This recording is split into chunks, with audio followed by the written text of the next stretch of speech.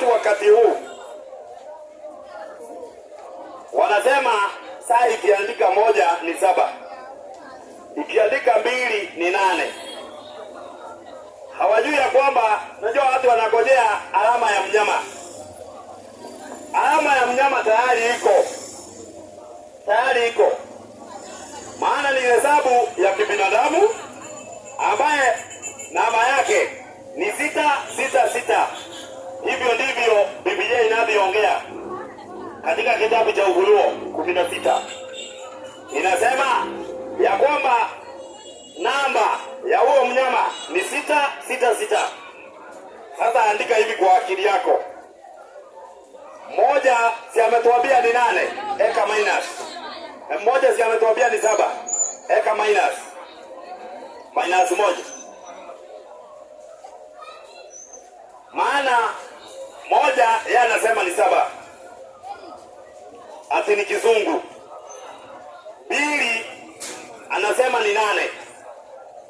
Eka minus. Inabaki nini? 3 ni 9 minus, eka minus. Utapata ni 666.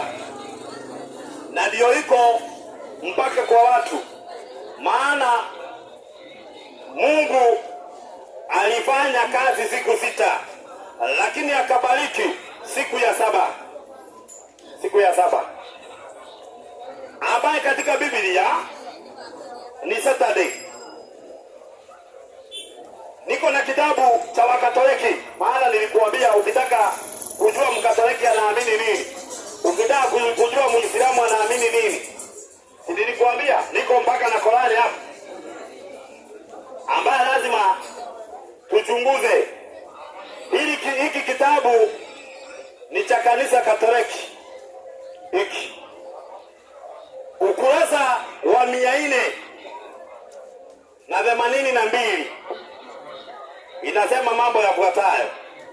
Maana ni kitabu cha dini kinachokubalika, nimekinunua kwa maktaba ya Kikatoliki.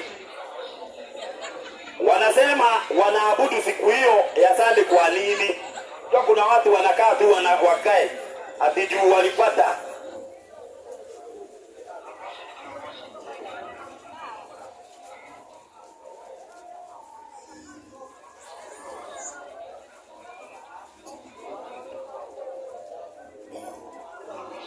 Nasoma kama vile ilivyoandikwa. Yesu alifufuka kutoka kwa wafu siku ya kwanza ya juma. Na kwa sababu ni siku ya kwanza, siku ya ufufuko wa Kristo, kukumbusha uumbaji wa kwanza. Kwa sababu hiyo siku ya 8 inafuata. Siku ya 8 inafuata Sabato. Ni ishara ya uumbaji mpya ulioanzishwa na ufufuko wa Kristo kwa Wakristo. Hii inakuwa ni siku ya kwanza ya siku zote. Sikukuu ya kwanza ya sikukuu zote, siku ya Bwana. Sasa wanaeleza sisi zote tunakusanyika siku ya jua, kwa sababu ndiyo siku ya kwanza baada ya Sabato ya Kiyahudi, lakini pia siku ya kwanza wakati Mungu akitenga vitu kutoka giza, alifanya ulimwengu. Na siku hiyo Yesu Mwokozi wetu alifufuka kutoka kwa wafu. Yaani wameandika vyema ati ya kwamba wanakusanyika siku ya jua, ndiyo siku yao ya ibada. Lakini leo hii utaona mtu aking'ang'ania ati jua alipata. Unajua katika Mungu, na ndio maana unaona pale Yesu akisulubiwa kulikuwa na wezi wawili na Yesu akiwa katikati. Na hivyo ndivyo ilivyo. ni ya msikitini ambayo ilianzishwa na nabii ambaye hayuko, lakini Qur'ani yake tunayo, ambaye ni Mtume Muhammad. Kuna ibada ya Jumapili iliyoanzishwa na kina Konstantini ambaye walibadilisha mwaka wa 31 AD 321 AD, wakabadilisha kutoka siku ya Saturday to Sunday. Ndio walibadilisha Sabato ya Mungu, wakaibadilisha, wakaeka siku ya jua, yaani siku ya jua wakaiweka ati ni Sabato ya Mungu, kinyume na Biblia. Na ndio maana kitabu yao imesema wanakusanyika siku ya kwanza ya juma, na ni siku ya jua wanasema. Na wewe bado huko unakuja amri ya Mungu, na si ati kuwa Sabato ati ni kigezo cha kwenda mbinguni. Najua unaweza tena ukuwe mzinifu ati unashiriki siku ya Sabato. Sio hivyo. Biblia iko na mafundisho mingi.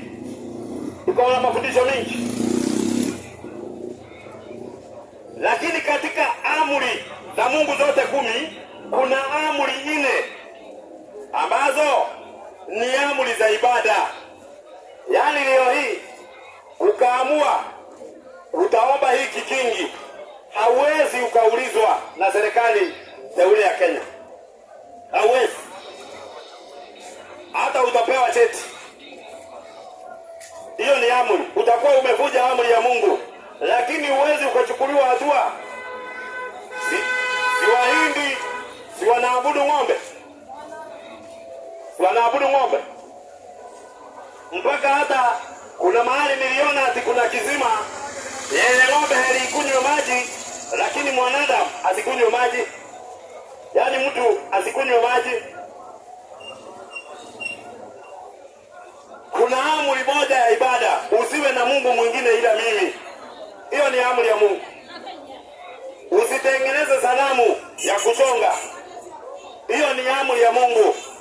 Lakini leo hii ukachonga, hata uisujudie, hakuna mtu atakuuliza swali. Si hata watu wanachonga, si wako na masanamu hata kwa madhehebu. Si hata watu wako na misalaba, hata wengine wakikufa si wanawekewa kwa msalaba kwa kaburi, kinyume na Biblia.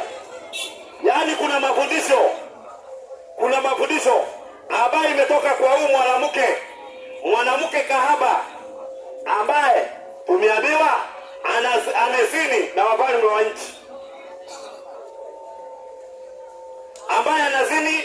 wa nchi, Yaani huyu mwanamke mafundisho yake akifundisha anafundisha kinyume na Biblia. Na ni mwanamke tajiri. Tumesoma katika hiyo kitabu cha Ufunuo.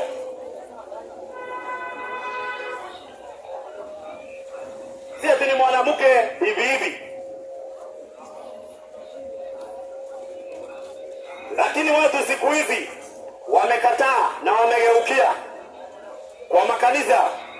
Watu ni pokea makonteina kutoka China, na hata hajauza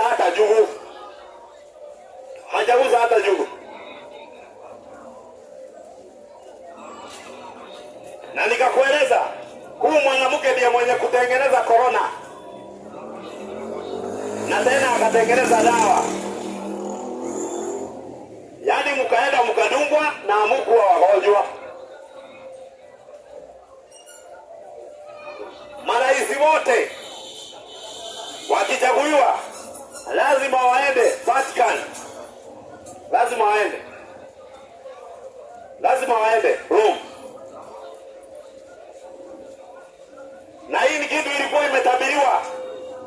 Maana Danieli alikuwa ameonyeshwa wanyama wanne, akaambiwa hawa wanyama walio wanne ni falme nne zitakazotokea duniani.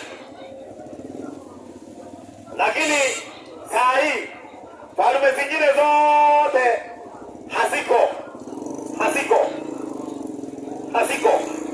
Lakini kwa saa hii tunatawaliwa na mnyama wa nne, na ambaye Yesu wakati wake amekufa. Kwa hiyo ufalme wa nne ukitawala.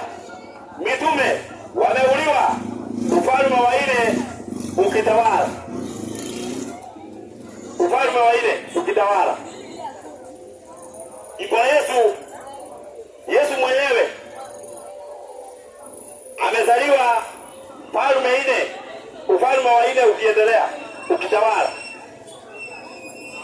Maana Babiloni ilitawala. Babiloni ilitawala. Ujami na Uamedi ulitawala. Ugiriki ulitawala. Sasa tuko na Rome na Uingereza, Marekani kwa saa hii. Na huyo nataka nikurudishe nyuma wakati wa corona. Rais Uhuru alisema hivi, ukirudia kwa hizo clip, alisema ya kwamba wakati alifunga kaunti 5, akasema hata alitutetea kulikuwa kufungwe dunia mzima, kulikuwa kufungwe Kenya yote, lakini akatutetea ati kukafungwa kaunti 5. Sasa alikuwa anatutetea kwa nani wakati yeye ndiye kiongozi wa nchi? Si unaona kunaye ambaye wako chini yake? Hata mwenye kuua Makuburi ni huyu mwanamke. Si ati Makuburi aliuliwa na mtu mwingine, kwa kukataana na sheria ya corona. Rome Statute. Yaani mwenye ako na uwezo wa kuzumbuana na mnyama wa nne ambaye anatawala ni Yesu Kristo peke yake. Ama ukizumbuana na huyu mnyama ujifiche, kama vile Danieli, kama vile Elia alivyojificha kwa kipindi chake. Maana wakati huo kulikuwa na mungu wa Baali alikuwa anaabudiwa. Na alikuwa anatafutwa Elija kwa wakati wake. Alikuwa anatafutwa na Jezebeli na Ahabu. Kwa hivyo wakati huo tunaona alikuwa anatafutwa na Jezebeli na Ahabu. Hata kipindi hiki kuna Jezebeli wa wakati huu na kuna Ahabu wa wakati huu. Lakini watu kwa nyumba za ibada wamekataa. Chenye kiko kwa kanisa siku hizi kumebaki kwaya mkatiko, imebaki kwa madhehebu. Lakini kusoma Biblia watu wamekatazwa na Shetani. Maana Shetani anajua ukijua ukweli utaepukana nayo, utaepukana na uongo.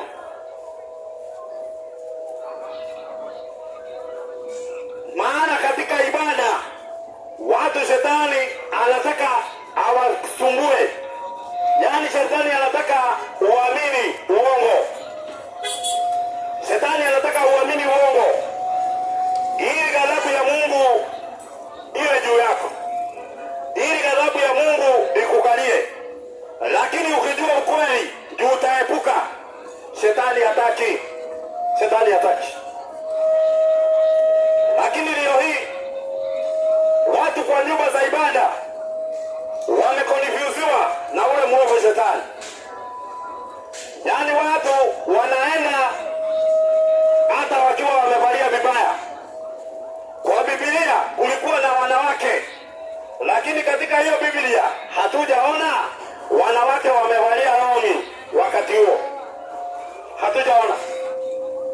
Lakini wakati huu wanawake wanavalia longi, na bado ni watu wako kwa dhehebu, sisi wako nje ya dhehebu, sisi wako nje ya dhehebu, wako ndani ya dhehebu tena kabisa, hata wako na cheo, wako na cheo. Lakini huko hata watu tu wamebakishiwa hiyo disco. Wakati wanafanya hizo disco, chenye imebaki ni kwaya na kutoa zaka na kubeba mibaki holela, ndio imebaki kwa madhehebu. Na itakosa kukua hivyo kwa ajili ya nini? Itakuwa tu hivyo sababu watu wamekataa hata uvaaji. Watu tena wamekataa kumpokea Roho Mtakatifu, wakapokea Mungu Roho. Watu wamekataa. Yaani leo hii watu wamekataa kupokea Roho wa Mungu, wakapokea Mungu Roho. Na Mungu Roho, unajua kuna Mungu ambaye ni Mungu wa upagani, ambaye ni Mungu Baba, Mungu Mwana, Mungu Roho. Hakuna andiko linasema ya kwamba ati Mungu moja ni Mungu Baba, Mungu Mwana, Mungu Roho. Hiyo fundisho limetoka kwa huyu mwanamke kahaba, ambaye huyu mwanamke ametafuna kila lugha, kila kabila, kila taifa. Hivyo ndivyo maandiko imetueleza ya kwamba wafalme wote wamezini na yeye. Katika kitabu cha Ezekieli, ngoja tuone katika kitabu cha Ezekieli 16:32, tuone huyu mwanamke anazini na watu aje. Maana mwanamke tumeona mwanamke anawakilisha kanisa.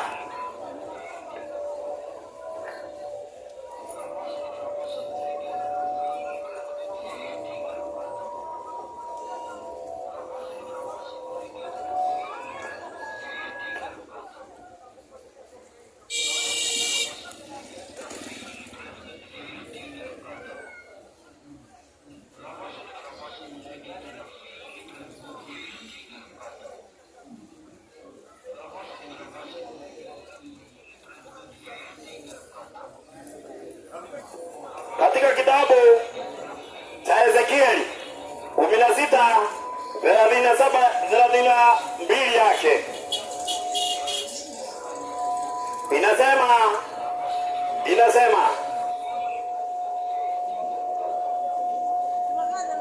inasema hivi: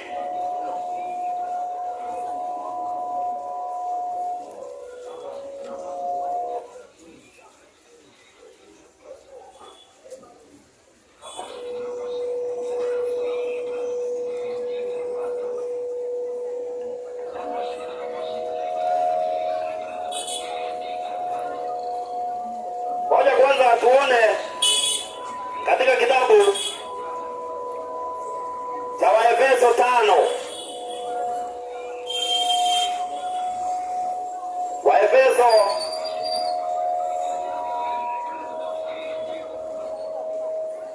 Waefeso 5 aya yake 22.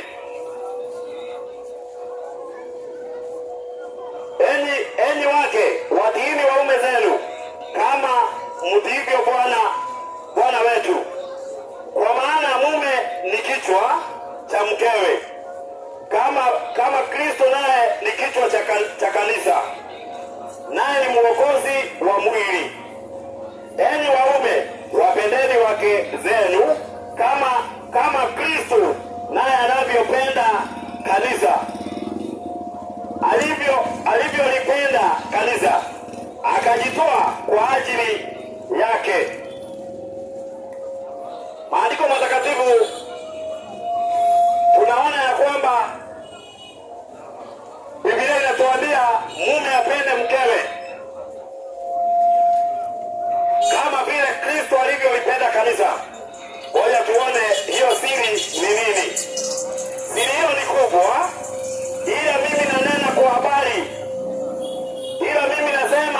habari ya Kristo na kanisa. Lakini kila mtu apende mkewe kama nafsi yake mwenyewe.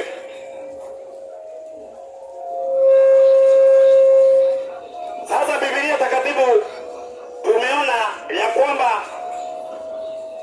hiyo ni siri kubwa ambaye tunaambiwa ananena kwa ajili ya kanisa, ya kwamba Kristo akiongea anawaambia kanisa. Kristo akiambia kanisa, yaani Mungu akiongea anaamurisha Yesu. Yesu akiamuliwa naye anaamuru kanisa. Kanisa likiamurishwa linaamurisha wanaume, nao wanaume wanaamurisha wake zao, nao wake wanaamurisha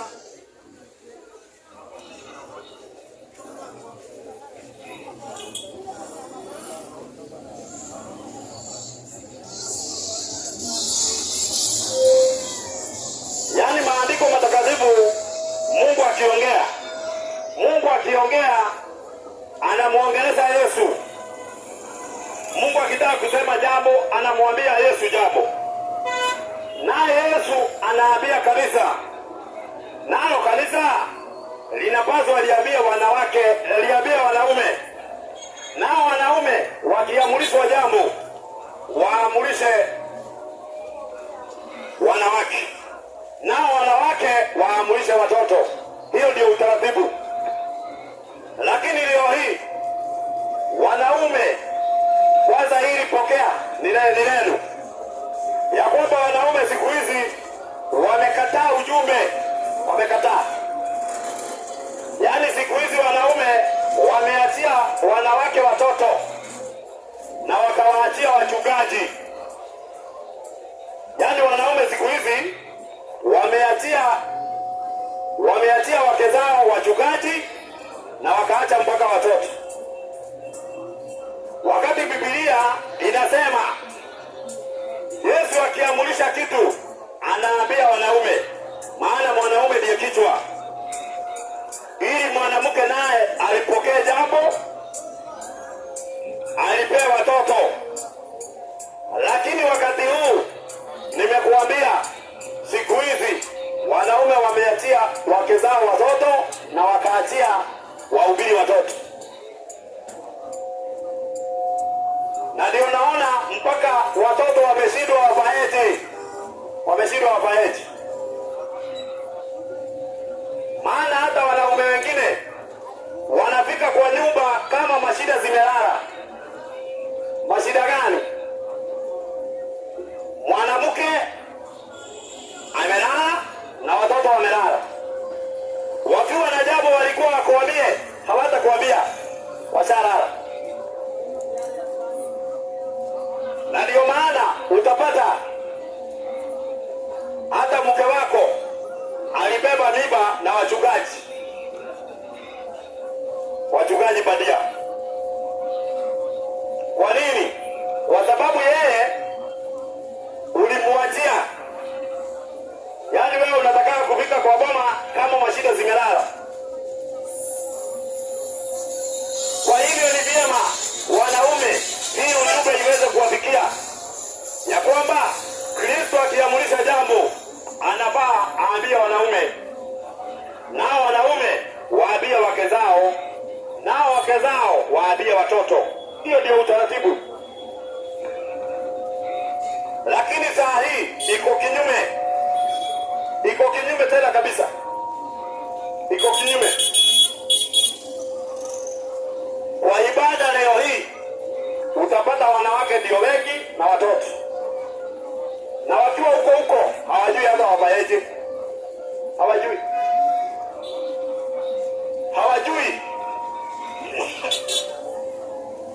Lakini neema ya Mungu itutoshe. Lakini tukikubali kusoma ujumbe wa wakati wetu ambaye ndio huu ujumbe unaokoa na huu ujumbe unang'oa Yaani huu ujumbe unakung'oa. Ujumbe huu unang'oa na unakuelekeza. Maana watu wa kizazi chetu tunapaswa tujue Mungu aliongea nini. Inabidi tupekue Biblia, tusome, tuelewe, lakini sio tusome tulewe. Maana wakati huu hata watu wengi wakiwa nyumba ya ibada, watu wengi si ati wameokoka, ni kuogopa wameogopa, sio kuokoka. Watu wengi kwa nyumba za ibada si ati wameokoka, lakini wameogopa. Wameogopa. Na wengine wakiwa huko inakuwa ni kama chama zile za wanawake. Mtu wako huko ndiye akifa azikwe na kanisa. Si ati ameenda kumtafuta Mungu. Lakini tunapaswa tudumu katika ibada. Tunapaswa tudumu katika mafundisho. Na tena tufanye vile Mungu anavyotuagiza. Lakini wachungaji wamegeuka hili. Wamegeuka. Katika kitabu cha Wafilipi, ili tuone kana kwamba wamegeuka. Najua watu leo hii, ndio maana nakuambia, si ati nikuambie ukiwa msikitini uko sawa, hauko safe. Si ati nikuambie ukiwa mahali uko safe. Ni tutafute mahali tufanyie ibada. Tumfanyie Mungu ibada iliyo ya kweli.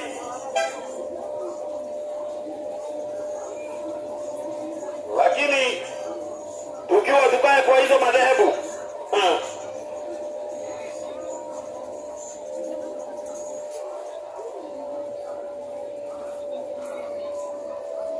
katika kitabu cha Wafilipi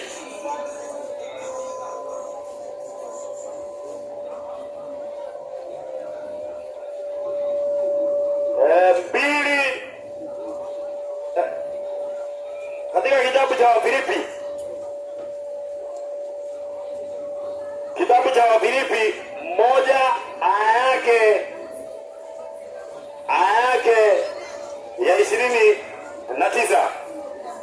Maana mmepewa kwa ajili ya Kristo, si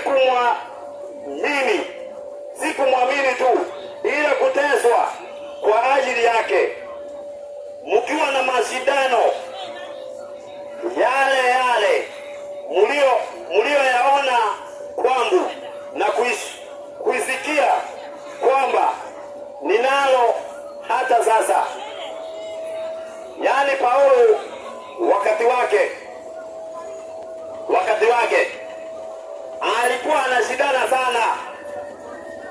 alikuwa anashindana sana, akiishindania imani. Si ati alikuwa anashindana apate mali, hapana, lakini alikuwa anashindana na imani ambazo zimetokelezea. Wakristo wa kweli wanafaa kupambana nazo, na watangaze tena hadharani ni za uongo, ili watu waepuke. Lakini leo hii watu wanasema amini vile unaamini. Kila mtu na imani yake. Imani, wakati Biblia inatuambia imani ni moja, ubatizo ni moja. Lakini leo hii watu wanaambiana ati tusishindanie imani. Utakosaje kuishindania? Ama atihubiri Yesu. Yesu anahubiriwa design gani kama hautajua ufaeti, kama hautajua unywe nini? Itakuwa ni Mungu mgani ibada inampelekea? Yaani ibada itamwendea Mungu, ibada badia, ibada ambayo haijakaa katika uelekelevu. Yaani maana ibada inafaa imwendee Kristo Yesu na Mungu. Lakini wakati huu ibada haimwendei Mungu. Maana kila mtu ako na ibada yake tofauti na Biblia. Ako na ibada yake. Yaani atiamini vile unavyoamini. Yaani niamini vile ninavyoamini na nikiwa nimekosea. Si mbinguni. Kama mbinguni tunaenda, tunapaswa tuelewane tukiwa hapa duniani. Lakini sio leo hii mfisie aingie katika dhehebu lake hapa na bado hakujajaa. Pale kuna independent hakujajaa. Kwa nini tusijaze mahali pamoja alafu tufungue branch nyingine? Lakini katika soko nilianza kusema hapa watu hawaulizani wewe ni wa dhehebu gani. Watu hapa katika soko wanaelewana. Hawaulizani wewe ni wa dini gani.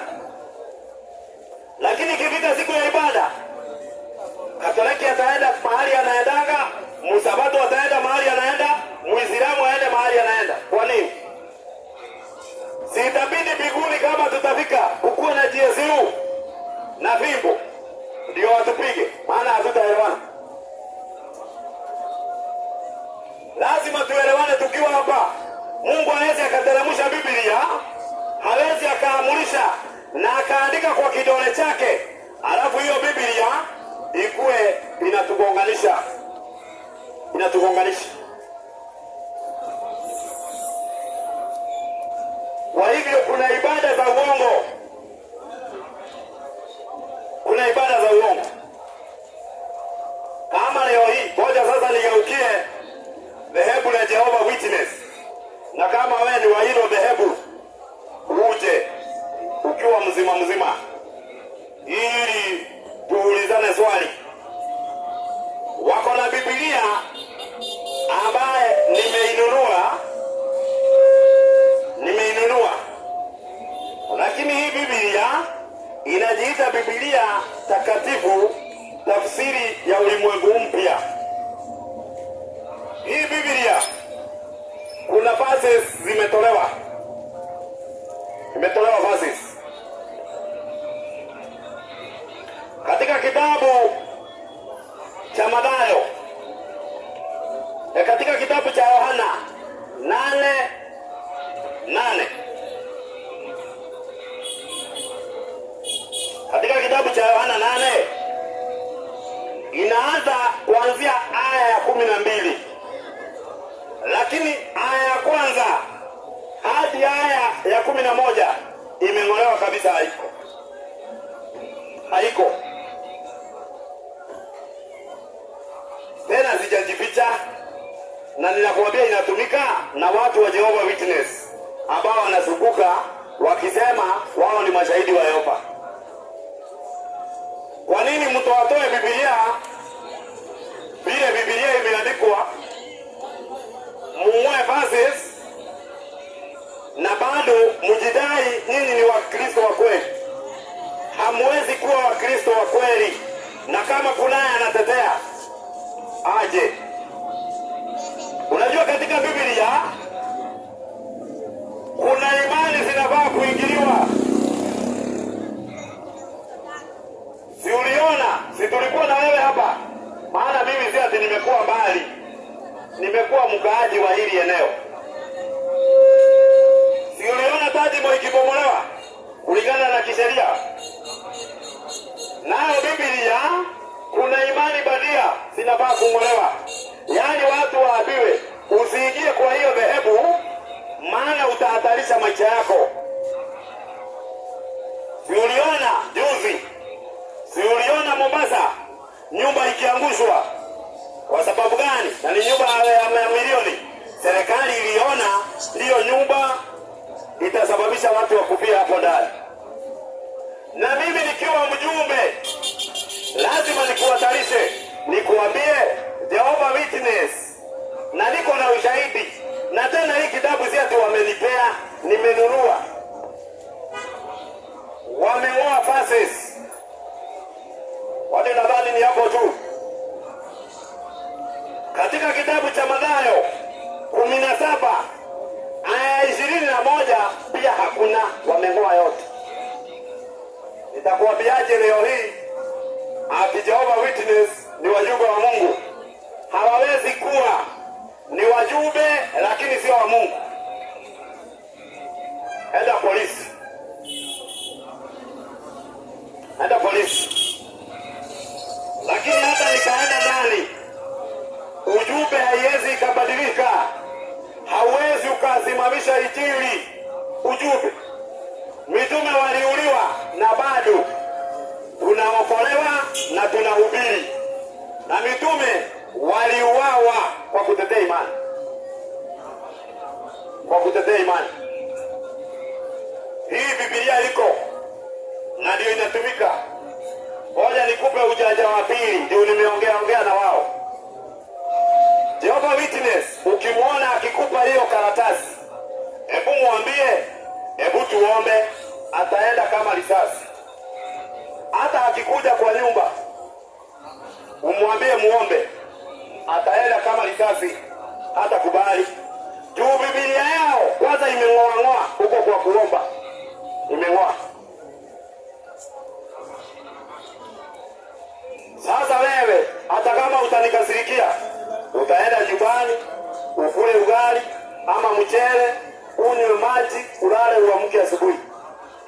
Lakini ujumbe ushapata, ushagojeka, kubali shindano. Ushagojeka, kubali shindano. Na sio kama shindano yenye mlidungwa kimakosa ya corona. Unajua shindano ya corona watu kwa kusababishwa na huyu mwanamke kahaba ambaye tumesoma katika kitabu cha Ufunuo 17.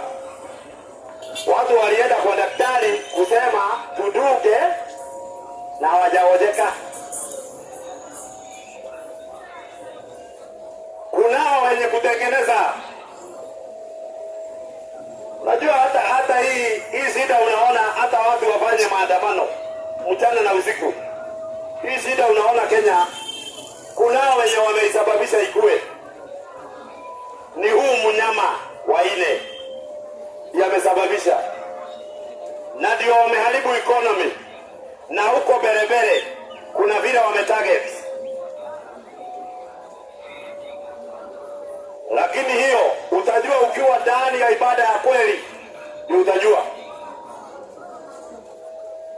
Utajua ukiwa ndani ya ibada ya kweli. Nimekuambia na tena sina kigugumizi ya kwamba mwanamke huyu ndiye bado alisababisha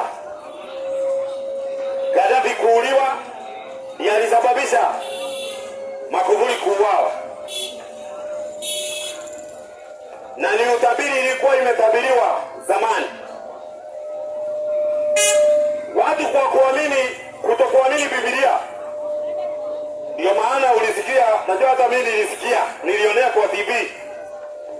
Hadi watu huko Shakahola walikuwa wanatolewa kwa kuamini uongo. Kwa kuamini uongo. Ndio maana na mimi nakuwatalisha nikakuambia na sio kuwaekelea Jehovah's Witness. Yaani wanajidai ni Wakristo wa kweli. Lakini ukiwapima katika Biblia wako nje. Wako nje. Na nimekuambia wameng'oa verses kwa Biblia. Kwa hivyo hizi madhehebu ni tutoke, tutafute mahali, tuungane, tuabudu Mungu katika kweli. Maana hata Yesu hakuna jengo alijenga kanisa. Lakini wewe na mimi tukiamini, tukue katika lengo moja na kumwamini Mungu na kumuomba na kumwabudu katika kweli na roho. Sisi majina yetu inaandikwa mbinguni. Si ati inaandikwa katika kitabu cha kanisa, ati unaweza kutwa ushirika. Wapi?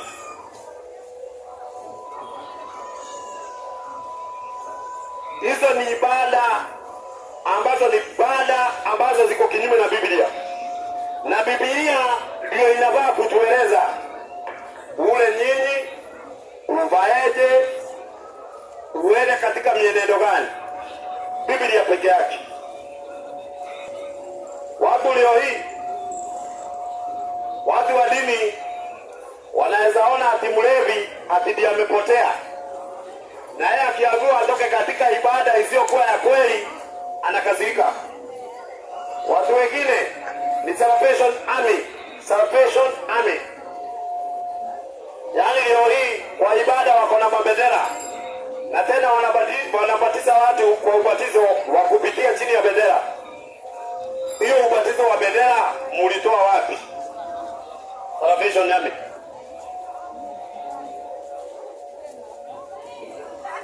Ana katika kitabu cha Danieli, katika kitabu cha Yeremia 4:21 inasema ya kwamba nione bendera hata lini na sauti ya tarumbeta. Yaani Mungu katika Biblia ametueleza labda upotee. Hata wale wanaujua maji ati ni maji ya upako, hiyo ni uongo, hiyo ni utapeli. Hiyo maji mchungaji amechota mbinguni. Najua huwezi nipenda kwa hili, lakini nimekuambia ushagojeka, pokea shindano jinsi ilivyo, vumilia. Kama kunaye ako na swali, kuna wakati. Kama kunaye ako na swali, kuna wakati. Maiki ninazo ni 2, nitakupa. Na tena hata kama kuna mahali nimeongea kinyume na Biblia, bado siwezi nikakufungia kusema. Unaweza kuwa uko hapo wewe ni mchungaji na nimefundisha watu kinyume na Biblia, nitakupa mic. Na tena hata hii mahubiri inapeperishwa, iko live. Kwa hivyo usidhani ya kwamba ati nitaongea kitu ambacho kiko kinyume. Yaani kama kuna kitu na jaribingi na nakuwa makini ni kuongea mambo ya Mungu. Kwa hivyo usidhani ati nikisema mambo ni kama nakuanga nikicheza. Maana hata wakati nilikuwa natenda mabaya, wakati sikuwa nimejiona makosa yangu, nilikuwa natenda inatendeka matendo mabaya. Kwa hivyo nikikosoa, nakosoa nikiwa na haki, na nakosoa nikijua hata mimi mahali nilipotoka. Kwa hivyo kama kunaye yako na swali, kuna wakati. Yaani ibada ya Jumapili imekajangiwa chini ya kwamba ibada ya Jumapili sio ibada ya Mungu. Lakini watu wenye wako huko ni watu wa Mungu. Lakini ibada ni ibada badia. Mungu hajui. Hiyo imekauka hivyo kifo cha mema.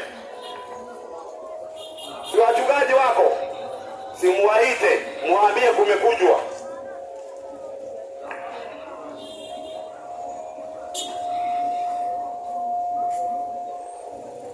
Si wachungaji wako. Sawa, unaweza kuwa tena wewe ni mshirika na ulisoma siku fast, ukasoma ya kwamba ibada ya Jumapili ni ibada ya kweli.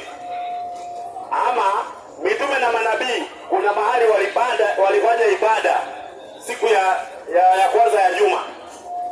Kama kuna siku fast, siwezi kukataza. Na tena hata nakuambia nitakupa mic, tuulizane maswali.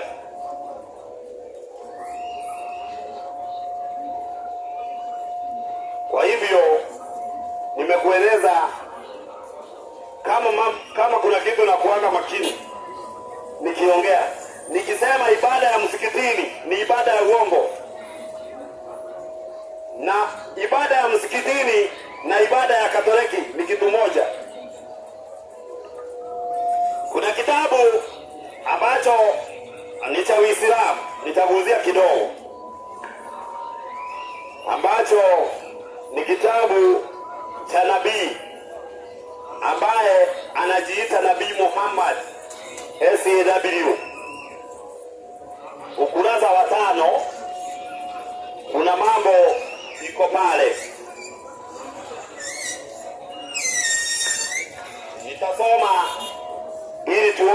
kitu kidogo pale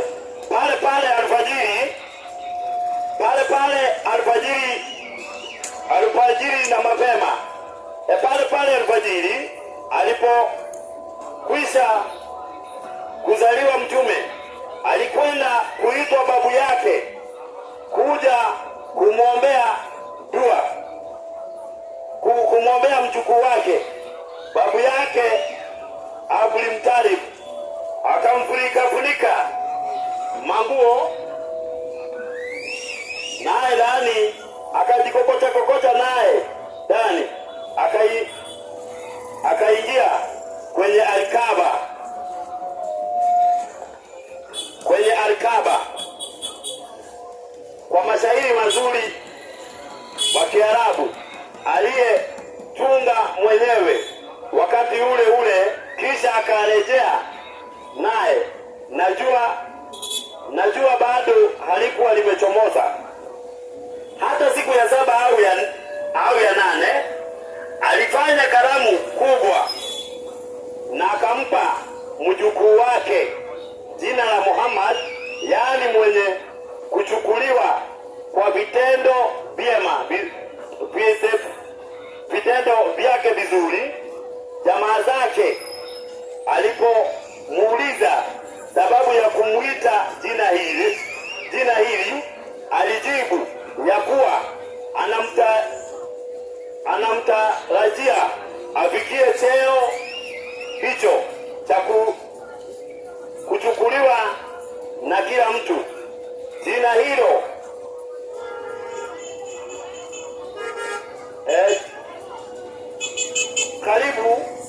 jina hilo kabisa halikuwa limetumika katika nchi ya Arabu hata alipokuwa karibu alfajiri mtume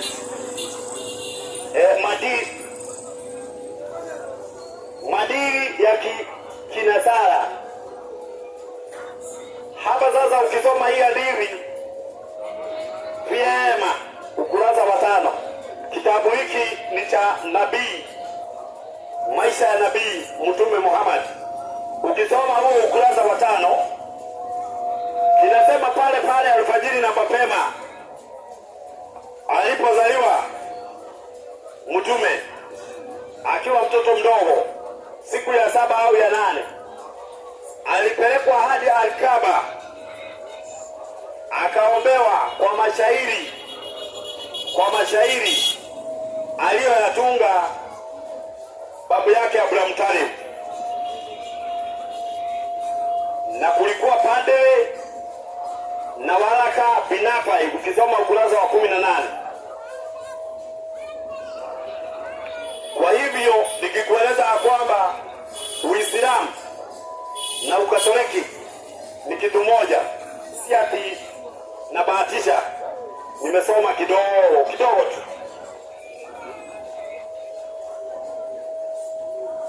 Na ndio maana mambo ya kwenda peponi Waislamu wako nayo na pia Wakatoliki wako nayo. Mtu akifa ati anaenda peponi, ambao ni uongo kabisa, na tuliaiongelea hapa. Mtu akifa anaenda kaburini, ndio chumba chake. Maana mafundisho ya maajabu kwa makanisa, na kuambia usiposoma mafundisho yenye iko kinyume na Biblia ni mengi kabisa.